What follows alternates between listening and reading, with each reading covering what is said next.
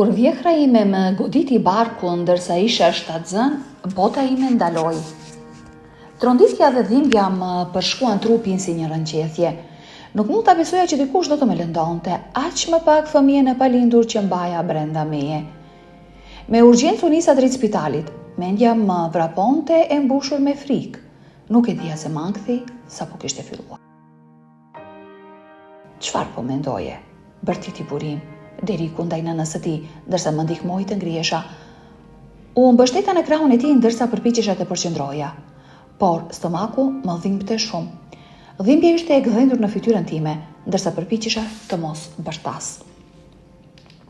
Çdo lloj mendimi më kalonte në kokë, të gjitha rreth bebit tim. A do të jetë mirë? Deriku më ndihmoi të shtrihesha në shtrat ndërsa prisnim ambulancën të mbrinte, duke shpresuar që dhimbja do të largohej ngadalë. Ai dhe nëna e tij po bërtisnin njëri tjetrit në korridor. Lotët më rridhnin faqeve ndërsa mbaja barkun, duke u lutur vajzës sime të vogël të qëndronte brenda. Papritur filloi një kontraksion dhe unë bërtita për Derikun. Ai u fut me nxitim, më kapi dorën. Gjithçka që mund të bëja ishte të bërtisja dhe të qaja ndërsa i gjithë trupi më shtrëngohej nga dhimbja. Deriku shikoi nën batanie dhe tha të mos qetësohesha, por sytë e tij tregonin të kundërtën.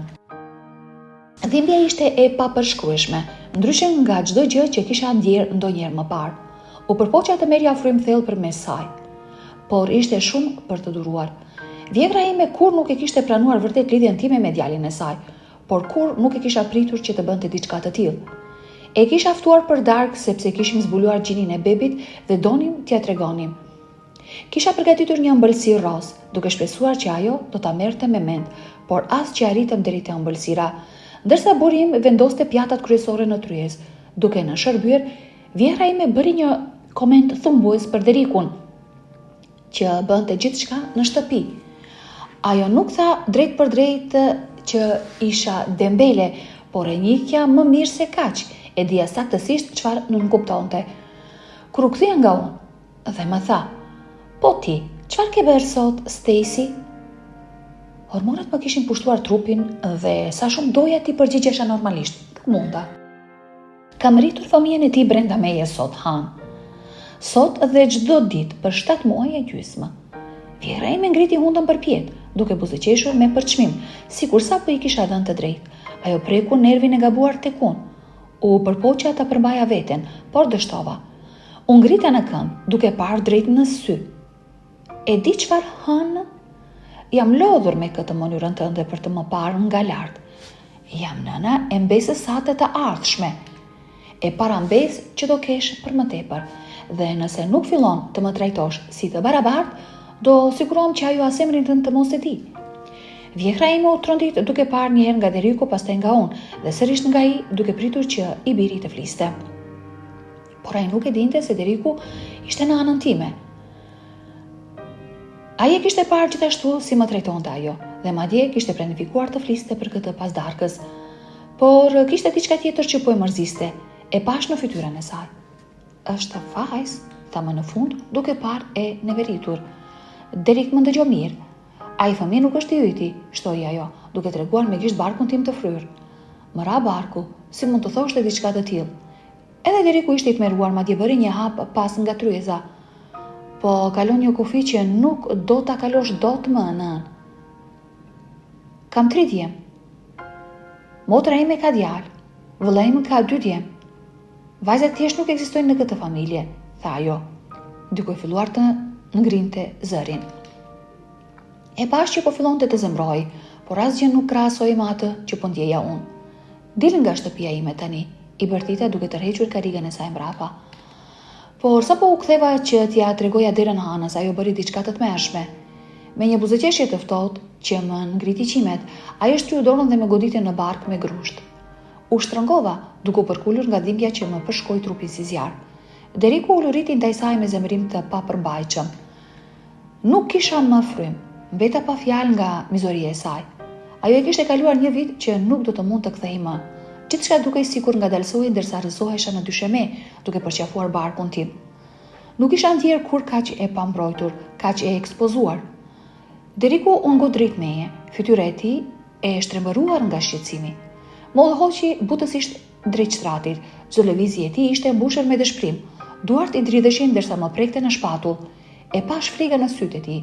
Heshtja e tij fliste më shumë se çdo fjalë, por vëmendja e tij ishte plotësisht tek unë. Me panik në zë, Deriku kapi telefonin dhe thiri urgjencën. Gishtat i lëviznin me vështirësi nga frika. Në vesh ai dukej i qetë teksa tregonte çfarë kishte ndodhur, por unë i shihja duart që i dridheshin. Të dy dëgjonin me vesh për sirenat. Dhoma ishte tepër e qetë. Ndërkohë dhimbja ishte si rrahje zemre, përhapur në gjithë trupin. Mendimet e mia ishin vetëm për beben, duke u lutur në heshtje që gjithçka të ishte në rregull.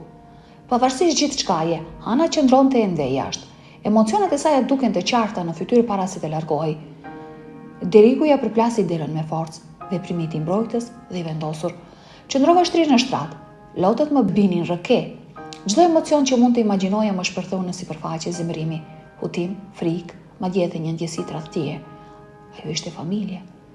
Por pas kësaj, asgjë nuk do të ishte më njësoj. Dera tani mund të quhej mur. Në heshtje, fjalët e saj më përsëriteshin në kokë, duke më tallur. Arsyetimet e saj tani dukeshin absurde, madje fëmirore. Si mund të besonte vërtet dikush gjëra të tilla? Por mes gjithë kësaj dhimbjeje, u përpoqja të mbaja qëndrimin. Gjithmonë e kisha ditur që ajo kishte probleme me vendin tim në familje. Por gjithmonë kisha shpesuar, tani e pash çfarë ishte në të vërtetë. Nuk mund të lejoja të më thyej. Deriku qëndronte pranë meje, duke më shtrënguar dorën fort. Prania e tij ishte ngushëllimi në çmendurinë që po ndodhte. Koha dukej sikur zgjatej pafundësisht. Sa herë që më dukej se ndëgjoja sirenat, ndaloja frymën. Nuk ishte vetëm për mua, ishte edhe për Derikun, i cili po luftonte në heshtje. Çdo shtrëngim i dorës së tij ishte një premtim, një betim i heshtur se do ta kalonim këtë bashk, pavarësisht çfarë vinte më pas. Zëri i tij u drodh duke tradhtuar shqetësimin e tij, por unë u ndjeva më mirë duke ditur që ata ishin pothuajse këtu. Ishte një ngushëllim i çuditshëm, ai tingull që solli shpresë dhe një realizim që gjërat do të ndryshonin, qoftë në të përgatitur apo jo. Çdo kontraksion ndjehej si asgjë e imagjinueshme, si dallgë që përplaseshin me forcë të paimagjinueshme. Shtrëngova dhëmbët, duke përpjekur të mos lejoja që dhimbja të më mbyste. Çdo britmë pothuajse më dilte, por e përpiha për të mos e bërë Derikun të shqetësohej më shumë. Gjithçka që mund të mendoja ishte të rezistoja mjaftueshëm, derisa të vinte ndihma që kjo stuhi të kalonte dhe bebi të mos dëmtohej. Mbi të gjitha doja që foshnja jonte ishte e sigurt. Nuk isha gati të thosha lamtumir për jetën tonë të qetë, por e dija që ndryshimi tani ishte i pandalshëm. Situata si kjo ta riorganizojnë jetën në mënyrën më brutale. Së bashku do të duhej të orientoheshim në këtë kapitull të ri. Çfarë do që të sillte ai? Vazhdova të lutesha në heshtje për shëndetin e fëmijës tonë, që gjithçka të bëhej mirë më në fund. Më në fund, ndihma mbriti. Paramedikët hyn në efikasitet të qetë duke u lëvizur shpejt dhe me qëllim. Kontrolluan shenjat e mia jetësore, shprehjet e tyre ishin serioze, por të qeta. Prania e tyre solli një lloj ngushëllimi që nuk e dija se më duhej. Ndërsa punonin, u përqendrova te zërat e tyre, duke shpresuar për ndonjë fjalë qetësuese. Gjithçka po lëvizte dhe papritur ishte sikur bota po fillonte të rrotullohej përsëri. Ndjeva një rrezë shprese mes kaosit. Deriku fliste me zë të ulët me paramedikët dhe ishte shumë i matur. Vështrimi i tij rrallë largohej nga unë. Sytë e tij plot shqetësim. Ndjeva se bota po ngushtohej vetëm në këtë moment. Paramedikët me duar të sigurta më ngritën me barel. Efikasiteti i tyre solli një patje të çuditshme mes gjithë rrëmujës. Ndërsa po përgatiteshim për të më transportuar drejt ambulancës që na priste jashtë, gjithçka ndjehej e paqartë. Udhëtimi me ambulancë ishte një përzierje maramendëse pamjesh dhe tinguish, sirenat që fishkëllenin në sinkron me rrahjet tona të shpejta të zemrës, dritat që ndriçonin natën e mbushur me urgjencë. Çdo pulsim ishte një përzierje frike dhe shprese në çdo frymëmarrje. Çdo gung në rrugë më bënte të përdridhesha. Dhimbja përhapej në çdo qiris me çdo lëkundje. Deriku qëndroi afër duke më mbajtur dorën si një spirancër në këtë stuhi. Prania e tij ishte e qëndrueshme, një kujtesë se nuk isha vetëm. Së bashku po përballeshim me këtë pasiguri të madhe që na priste përpara. Bota jashtë ishte e turbullt. Hyrja në spital gumëzhinte nga aktiviteti sa po mbritëm. Energjia ishte e ndjeshme, infermier dhe mjek lëviznin me qëllim, efikasiteti tyre dukej si një vallëzim i ushtruar mirë. Na drejtuan me shpejtësi përmes korridorave. Fokusi i tyre ishte i qartë pavarësisht kaosit të kontrolluar. Gjithçka po ndodhte shumë shpejt, por kishte një rregull të çuditshme në mënyrën si vepronin, sikur e dinin saktësisht çfarë duhej të bënin. Her pas here humbja ndjenjat, e mi ngarkuar nga përzierja e dhimbjes dhe frikës. Më shtyn me shpejtësi drejt repartit të maternitetit dhe Deriku ishte gjithmonë në krahun tim, duke kujdesur që mjekëve t'u jepte të gjitha informacionet që u nevojiteshin. Zëri i tij ishte i qëndrueshëm, edhe pse thellë brenda tij ndoshta ishte po aq i tmerruar sa unë. Ishte ngushëlluese ta dije që ishte aty me mua. Dhoma ndjeje e rënd nga tensioni, ndërsa ekipi mjekësor punonte për të vlerësuar gjendjen time. I ndjeja kontraksionet, secila më intensive se tjetra, si dallë të pamëshirshme që përplasishin njëra pas tjetrës. Heshtja e mbushur vetëm me hapat e shpejta dhe zërat e mbytur të stafit. Më shtypte teksa përpiqesha të mbahesha fort pas shpresës që bebi do të ishte mirë. Çdo sekondë zgjatej në pafundësi, ndërsa koha ndërlikohej rreth meje.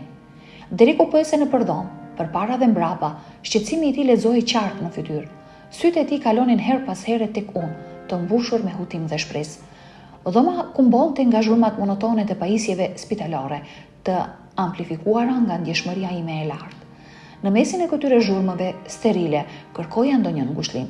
Pajisjet gumëzhinin përreth, por mendja ishte e bllokuar në cikle frike. Gjithka rreth kësaj situate më dukej e pashpjegueshme, si një makt nga i cili nuk mund të zgjohesha. Doja vetëm që fëmija ynë të ishte i sigurt. Në këtë vorbull konfuzioni u afrua një mjeke me një ecje të vendosur pranë e saj, që të bëri që i gjithë ambienti ta drejtonte vëmendjen drejt saj. Ajo tërhoqi Derikun më njanë, duke folur me një zë të qetë por të vendosur. U përpoqja të kap ndonjë pjesë të bisedës së tyre, e dëshpëruar për ndonjë copës shprese. Edhe pse nuk mund ta ndëgjoja çdo fjalë, gjuha e trupit të Derikut më tregonte që ai po përqendrohej fort, duke u përpjekur të kuptonte çdo gjë që ajo i thoshte. Ata flisnin për analizat dhe rreziqet e mundshme, fjalë që më përshkuan si të ftohta në përshtyllën kurrizore. Qëndrova e palëvizur, ndjeva tensionin në ajër si një tel i vendosur që gati po këputej. Infermierët vazhdonin të lëviznin rreth meje me mjeshtri, duke siguruar që gjithçka të ishte gati. E gjithë dhoma ndjehej si e elektrizuar, ajri ngarkuar me frikë të pathënë dhe me shpresë që po merrte fort. Deriku ul sërish të pranë meje, fytyra e tij e zbetë, por ai po përpiqej të qëndronte i fortë. Më shtrëngoi dorën, sikur po përpiqej të më jepte pak në ngushëllim. Do ta kalojmë këtë së bashku, më tha ai. Zëri i dridhej, por ishte i vendosur. E pa shqetësimin në fytyrën e tij, por ai po mundohej të mbante një pamje të fortë. U mbështeta te fjalët e tij, duke shpresuar se ishin të vërteta. Dhoma ndjehej sikur po mbyllej mbi ne, ndërsa sekondat rrëshqisnin ngadalë. Ishte sikur ishin mbërthyer në atë vend steril vetëm duke pritur. Sa më shumë kalonte koha, aq më rënd bëhej bara në stomakun tim. As zhurmat e buta të pajisjeve nuk më shpërqendronin. Nga ndjenja e shqetësimit, që më dukej si një mjekull e dendur gati për të mbuluar gjithçka. Mes gjithë kësaj që po ndodhte, një pjesë brenda meje donte fort të mbahesha pas ndonjë rreze shprese. Pasiguria për atë që po ndodhte ishte aq e madhe sa pothuajse më përpinte, por nuk do të lejoja të më mbizotronte plotësisht. Thellë brenda vetes, u mbajta pas asaj shkëndije të vogël, shprese, duke përpjekur të mbaja gjallë edhe kur frika përpiqej të shuante. Një infermiere hyri në dhomë. Sjellja e saj e qetë solli një çast pushimi nga shqetësimet. Ajo kontrolloi beben me përpikshmëri dhe kujdes, duke ndjekur çdo hap me saktësi. Prania e saj ishte qetësuese, pothuajse si një ninull e butë mes heshtjes dhe ndjehi mirë të kisha dikë aty që e dinte saktësisht çfarë po bënte. Sjellja e saj e heshtur zbuti pak nga tensioni në dhomë. Infermierja nisi të shpjegonte se çfarë po bënte me një zë të butë dhe të qëndrueshëm. Fjalët e saj të qeta ofruan një farpaqeje me stuhisë emocioneve që më përplaseshin brenda. E vështrova me kujdes, duke kërkuar ndonjë shenjë të lajmeve të mira në shprehjen e saj. Fytyra e saj e qetë më bëri të ndjesha sikur ndoshta diçka mund të shkonte mirë pas të gjithave. Me një shprehje të përqendruar, infermierja rregulloi monitorët. Tingulli ritmik i rrahjeve të zemrës së bebit mbushi dhomën duke krijuar një ndjesi të brisht stabiliteti. Çdo rrahje ishte një kujtesë e jetës për të dhimbjes, një spirancë e vogël mes pasigurisë. I ndëgjova me vëmendje ato rrahje zemre, duke ndjerë mirënjohje për sigurinë që më ofronin në një moment kur gjithçka tjetër ishte e paqartë. Deriku më shtrëngoi dorën edhe më fort, duke peshpëritur lutje të heshtura që gjithçka të ishte në rregull. Mbajtja e tij ishte e fortë, duke më mbajtur në momentin e tashëm, ndërsa përpiqesha me çdo kusht të largoja mendimet më të këqija që më vinin në mendje. Së bashku u përqendruam në të menduarit pozitiv, duke mbyllur jashtë frikën aq sa mundeshim dhe duke shpresuar për ndonjë lajm të mirë, diçka për të kuptuar. Çdo rrahje zemre kumbonte fort, si në dhomë, ashtu edhe brenda gjoksit tim. Ato përziheshin me frikërat tona, duke e bërë botën tonë të dukej plotësisht e mbështjellur rreth atij tingulli delikat. Çdo rrahje ishte si një spirancë e vogël për të dy, ndërsa përpiqeshim të qëndronim të fortë. U kapëm fort pas njëri tjetrit duke kërkuar forcë që gjendej në lidhjen tonë. Sytë tanë u takuan dhe u mbajtën, dhe në atë shkëmbim të heshtur kishte një premtim për të ardhme që ende nuk mund të përfituronin plotësisht. Lidhja mes nesh ishte spiranca jonë që na mbante të qëndrueshëm. Edhe pa fjalë ekzistonte një mirëkuptim i thellë, një përzierje frike dhe shpresë e ndarë në të njëjtin moment. Papritur një kontraksion goditi fort, duke më marrë frymën. Intensiteti ishte marramendës, pothuajse më rrëzoi. Shtrëngova dhëmbët duke përpoqje të kaloj mbi valën e dhimbjes, duke dhënë gjithçka që kisha. Ndjej si një stuhi që përplasej brenda meje, por isha e vendosur të përballoja gjithçka. Çdo moment ishte një betejë, por nuk isha gati të dorëzohesha. Infermierët lëviznin rreth meje, fjalët e tyre më dukeshin si johona të largëta. Çdo frazë që thoshin përzihej me mjegullin e dhimbjes në të cilën po përpiqesha të kaloj. Deriku qëndronte prania e tij si një ankor qetësues. Gjetëm ngushëllim në lidhjen tonë, në forcën e pashprehur që na mbante të bashkuar. Ishte sikur po përballeshim me një stuhi, por duke u kapur fort pas njëri tjetrit, e forconim vendosshmërinë për ta përballuar. Mjeku filloi të shpjegonte qetësisht se kishim nevojë të bënim disa analiza të tjera. Fjalët e saj qarkullonin në dhomë, duke shtuar një shpresë të rikuptimi në tensionin që duhej. Deriku dhe unë dëgjuam me vëmendje, zemrat tona të rënda por të hapura ndaj besimit që duhej t'u jepnim atyre. Deriku bëri një pohim të fortë me kokë, vetbesimi i tij i zakonshëm për një çast u zbe, por qëndroi pa lëkundur dhe duke ditur se duhet të mbështeseshim tek këta profesionist. Dobësia e tij doli në pa, por nuk e tronditi vendosshmërinë e tij. E admirova rezistencën e tij, ndërsa ai shprehte besimin e tij tek ekspertiza e tyre. Të dy kuptuam se kishim hyrë në një territor të panjohur. Besimi ynë te mjeku u bën një litar shpëtimi në çdo çast të pasigurt. Shtrëngimi i dorës së Derekut më dukej si një spirancë që më mbante të lidhur, ndërsa notonim në ujëra të panjohura. E panjohura ishte se një hije e madhe që na rrihte mbi kokë, por prania e qëndrueshme e tij më ofronte forcë. Shpresa duke e prisht, duke u entur në kufit e realitetit, por gjithsesi ishte aty.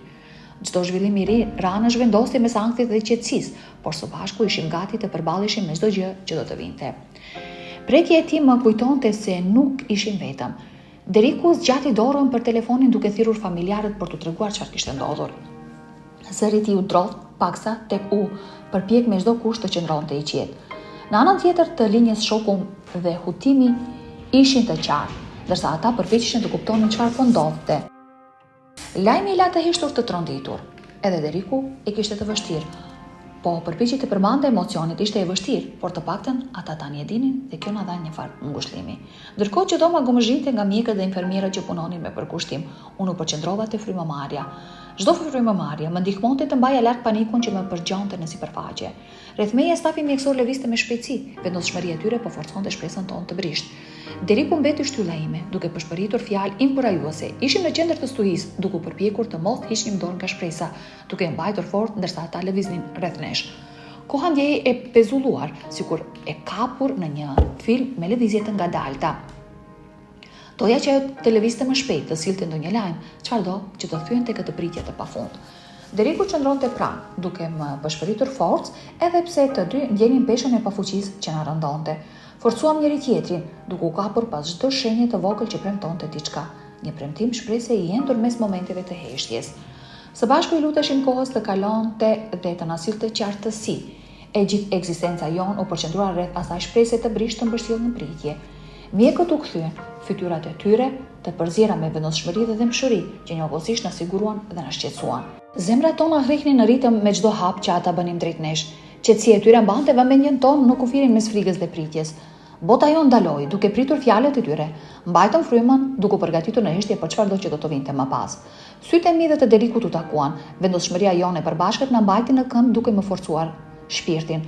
Rëndesja e situatës u shtrim mbi ne si një rrej trash, por ne e përballuam të bashkuar pa lejuar që të na konsumonte. Ishim një ekip, duke pritur fjalët e mjekes për të zbuluar vendimin e saj me shpresë se do të sillte pak dritë. Mjekja filloi butë dhe çdo fjalë e saj tingëlloi qartë. Ajo na zbuloi të papriturën, një gjendje e rrallë që prekte formën e zemrës së bebit ton. Na goditi si një val, një përzierje kuptimi dhe hutimi që na përfshiu. Unë dhe Deriku u përthithëm në lajmin, një stuj emocionesh në zemrat tona. Lotët na pushtuan syt, por u kapëm edhe më fort pas njëri tjetrit. Gjetëm ngushëllim në forcën e ndarë dhe premtuam të përballojmë këtë bashkë. Ndërsa lajmi na rinte mbi supe, realizimi goditi fort. Na duheshin specialistë për të kujdesur për bebin ton. Mjekët vepruan shpejt, duke kontaktuar me të mirat në fushë, duke lëvizur me shpejtësi nëpër korridoret e spitalit. Çdo hap i tyre johonte urgjencë. Ishim mirënjohës për këtë kujdes të menjëhershëm dhe i vëzhgojmë me sy plot shpresë. Peshja e situatës ishte e rëndë, por fakti që fëmia ynë do të merrte kujdes të specializuar na jepte një farë qetësie. Ndihesha sikur emocionet e mia ishin të përziera në një vorbull të ngatruar. U mbajta fort pas Derikut duke ndjer frikë dhe lehtësim njëkohësisht. Prania e tij e qëndrueshme më ndihmoi. Më tokëzonte në këtë stuhi emocionesh. E vërtetë ishte e vështirë për tu kapërdir, por lehtësimi që morën nga përgjigjet e mjekëve përziej me frikë. Së bashku morëm frymë thellë duke përpjekur të kuptonim gjithë këtë gjë të madhe që po ndodhte përpara nesh. Mjekja foli me qetësi, duke na siguruar për kujdesin që do të merrte bebi ynë. Fjalët e saj ishin si një litar shpëtimi duke na treguar se ekipi i saj ishte shumë i aftë. Ajo theksoi rëndësinë e trajtimit maksimal të kujdesshëm, duke na kujtuar se stuhia jon nuk ishte krejtësisht pa shpresë. Ndërsa ajo fliste, unë dhe Deriku ndjejmë si një fash shpresë të vogël që po mbillej brenda nesh. Na dha një vendosmëri të re për të përqendruar tek e ardhmja e fëmijës son, të shtyrë përpara nga premtimi për kujdes ekspert. Me gjithçka, si të ishim të zënë në mes të një stuhie, dashuria jon u bë forca jon më e madhe. Çdo vështrim i ndarë dhe çdo fjalë ngushëlluese ishte si një dritë në errësirë, duke na udhëhequr përmes kaosit dhe pasigurisë që na rrethonte. Situata jon ishte e rëndë, çdo mendim na çonte drejt një të ardhme të paqartë, por me dashuri u forcuam për të përballur sfidat e reja. Ishim gati të luftonin për shëndetjen e fëmijës son, të vendosur në dashuri dhe të bashkuar, me dorë për dorë. Hodhëm hapin e parë drejt kësaj rruge të panjohur, të gatshëm për të luftuar për zemrën që rrihte brenda fëmijës son. Edhe pse hijet e pasigurisë na ndiqnin, zemrat tona ishin të mbushura me vendosmëri dhe përkushtim të palëkundur ndaj familjes son. Ishte koha për veprim, për të bërë gjithçka që mundnim për të mbështetur të voglën tonë.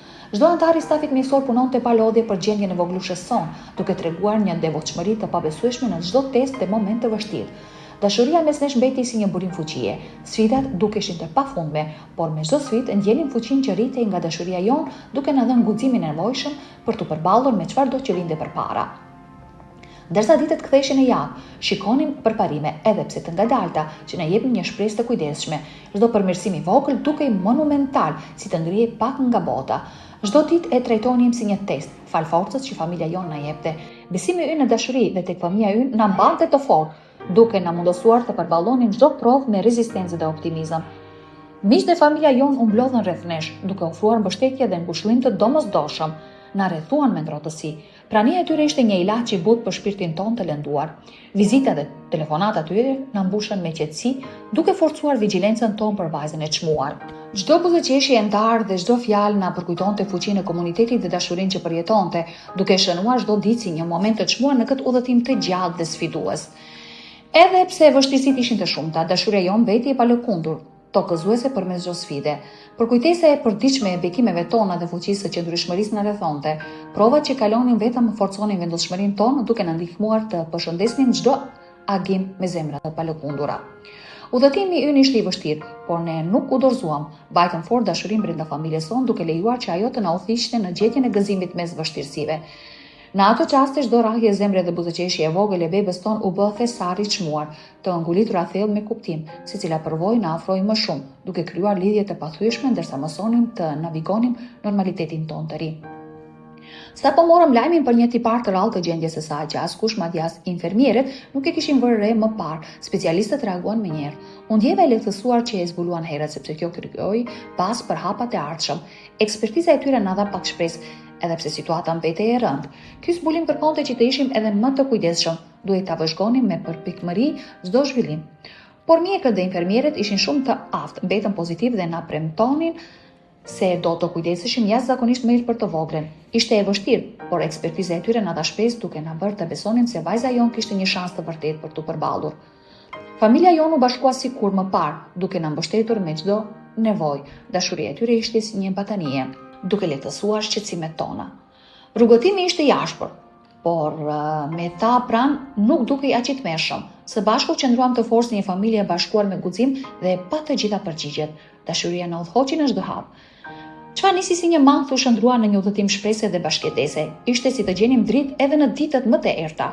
Përvoja na ofroi më shumë, duke na mësuar të mbështetemi dashurisë dhe njëri tjetrit. Vajza jonë e vogël dëshmoi se dashuria është më e fuqishme se frika.